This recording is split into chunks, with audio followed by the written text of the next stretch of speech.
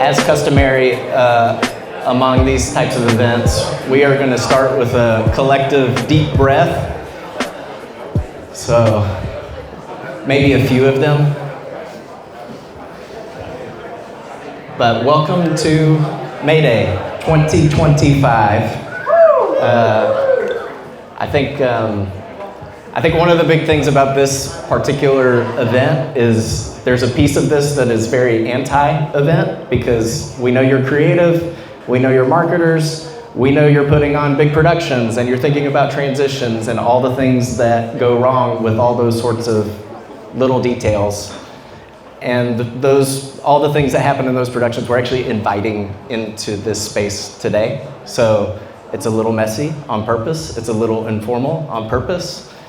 And we're sort of not trying to impress anyone, because this whole event is really built on a vulnerable posture. But my name is Eric Brown. I am one of the co-founders of Whiteboard. And this whole day is sort of an intentional interruption. Obviously, I guess that's as close to an oxymoron as you can. But the origin story of this entire event was a couple years ago. Taylor, who's the other co-founder of Whiteboard, and we were actually at a retreat in San Jose, California with about 80 nonprofit leaders 2 years ago. And during this event, very informal, very much like this, you sort of got to read pretty quickly that everybody in the room was exhausted. I mean, we've experienced a lot over the past 5 years, post-COVID, economics, trying to start things, trying to lead teams, trying to lead families, trying to lead a 12 and a 9-year-old well in 2025. And as always on the West Coast, I can never sleep. So it was 3 a.m, and I was sort of thinking about if we were to sort of create an event for creatives and people in marketing and entrepreneurs and just generally really tired human beings, what could that day look like? Taylor woke up a few hours later and I was like, hey, I think we need to do this thing. And his first question was, well, what do we call it? I was like, well, I think it needs to be one day, and it needs to be in May, and it needs to be for people who are sort of venturing in and out of burnout and or exhaustion. And he was like, well, what are you going to call it? And I was like, we're going to call it Mayday. And he was like, brilliant, we're doing it. So it's no secret. Every single one of you feel these things. But we'll at least sort of start with like, hey, 80%, which is there's 8 chairs around your table. Easy math. All 8 of you are probably tired. We'll leave the two people invisible from this room. And this is, obligatory, GIF. This is how some of us feel. Sometimes day to day. Sometimes it's been a theme over a quarter. Sometimes it might feel like multiple years and you don't even know what it's been like for things to be normal. 6 out of 10 feel like creative work is less meaningful. This is from an Adobe study, who's actually one of our sponsors. And so 6 of the 8 of you at this table might be having this tension just with creative work in general. What am I contributing to the world? Why does it matter? I've been doing this thing for many, many years, and I don't know if I want to do this anymore. And 15 years ago, in this room, when this place was a coffee shop, I met this guy named Robbie DeVilliers. The only reason he's not here today, and I'm not interviewing him here today, he had a personal thing come up. But Robbie, for lack of a better word, and he would never call himself this, but he's lying, he's a legend.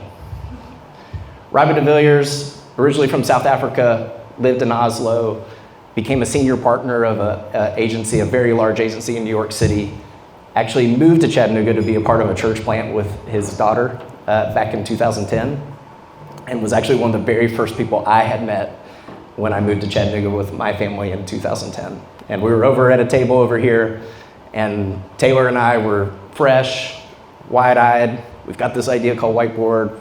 We love making things on the internet. And he sort of said, hey, and just so you know, when I talk about legend, like Robbie described himself the first time I met him as a Fontographer. One of the things I love about Robbie is one of the things that we've tried to at least look toward as people who have been in the game for a really, really long time. Because doing things in the short term or over a 2-3 year cycle not that interesting. But finding people in the game who've been there for 30, 40 years and have been around the game without the tools that you know, i.e., he's been making fonts since Adobe and/or computers even existed. Everything was hand-drawn. He hand-drew the first Canada Dry logo, Orange Crush, Maxwell House. For those who are familiar with Chattanooga culture, he was sort of the godfather behind Cha Type, which Chattanooga is the only city in the United States that actually has its own designated type for citizens of our city. And just exquisite, beautiful work. In this moment of being fresh and new to the industry, and it was Taylor, me, and an intern named Kyle Barrett, who is here. We were trying to figure out what the long-term sort of vision looked like for us. And Robbie looked at me and said, whatever you do, and this is the invitation today, whatever you do, do not lose the fire in your belly. The other thing he said was, I've lived from South Africa, living in Oslo, living in New York City. I've never been able to create in a place with such clarity as I have Chattanooga, Tennessee. And he said, I'll never forget, he said, this place, this city, is a creative sanctuary. So for those who live here, this is sort of a moment to kind of take a step back and be like, okay, this actually is a pretty cool place to live. For those who are not from here, I hope this place is a sanctuary today. I hope you get time to pause. I hope you get time to take a walk, all those sorts of things. And the greatest hope for today, and this is a quote from a friend of mine named Jeff Schennebarger, which came from an email 2 days ago that I thought was very appropriate today. I hope you experience community through vulnerability today. So there's going to be some awkward pauses. There's going to be some hard questions. You might be asked to stand up and not want to. We're not going to make you, but there might be slight judgment. So today is about 3 things, because it's easy to remember 3 things. Awareness. Years ago, when Taylor and I were in the beginning, we had an executive coach, and we were talking about the aspirations of Whiteboard and what we wanted for our culture and what we wanted for our team. And I remember this executive coach basically said, hey, have y'all written any of this down? To which we said, no, it lives in our heads. And he said, if you haven't written it down, it doesn't exist.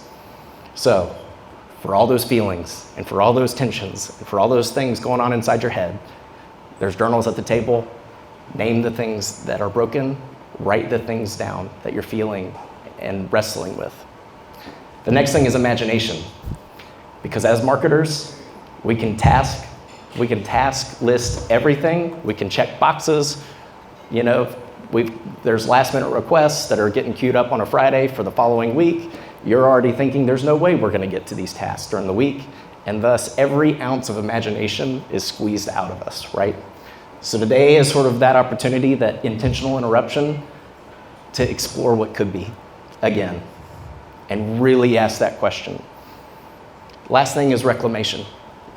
And for all the noise and things about inspiration, my hope is that, and we'll talk a little bit more about this, is today can be a return to inspiration for those who might have been in a very long season of being uninspired.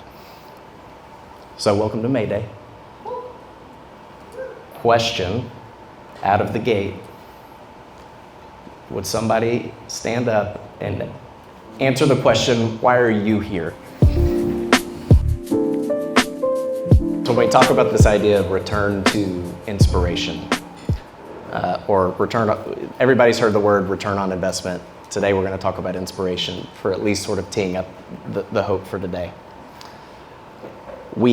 I are obsessed with metrics. And there's KPIs and ROAS and CAC and LTV, but none of those matter if the team behind the work is running on fumes. And specifically, none of those matters if you're running on fumes. We optimize for impact, but neglect the source of it, inner vitality. And I think there's this sort of misnomer that inspiration can be or feel like fluff, but it's actually fuel. And when teams are inspired, every single one of you have felt this. Retention increases, innovation surges, culture becomes magnetic. But versus inspiration being a flippant part of your creative work, how do we make it a strategic asset? And The funny thing is it actually is measurable, because inspired employees are 125% more productive, according to Harvard. And companies with highly engaged and inspired teams outperform their competitors by 147% in earnings per share. Another deep breath. Today, the job of the day is identify one source of inspiration that you've neglected and one practice you can commit to rekindling it. Identify one source of inspiration you've neglected and one practice you can commit to rekindling it. And how might you build a culture where inspiration is protected, not treated as a byproduct? After 15 years of creative work, there's lots of lessons and things to unpack. But what I do know is we don't need more hustle. We need more wonder. And as we all sort of have experienced the anaconda squeeze, to use a Nacho Libre reference, around what it means to do creative work and the impact of creative work, we need more wonder. And we have to fight for it. Because every piece of marketing is, and the beauty of it, and every piece of creativity and the beauty of it, the temptation for all of us is the wonder is squeezed out. Without inspiration, execution becomes emptiness, which I know in this room, a lot of you are feeling. And inspiration isn't how we begin, it's how we endure. So now is the time to be more creative, not more restrained, more trusting, not more fearful, more empathetic, not more comfortable, more relational, not more systematic, more courageous, not cautious, more unique, not more of the same, more pursuing of wisdom, not greater pride and expertise, more return on inspiration, not solely return on investment. Don't lose the fire in your belly. But the first step today is poetry. Great to see you.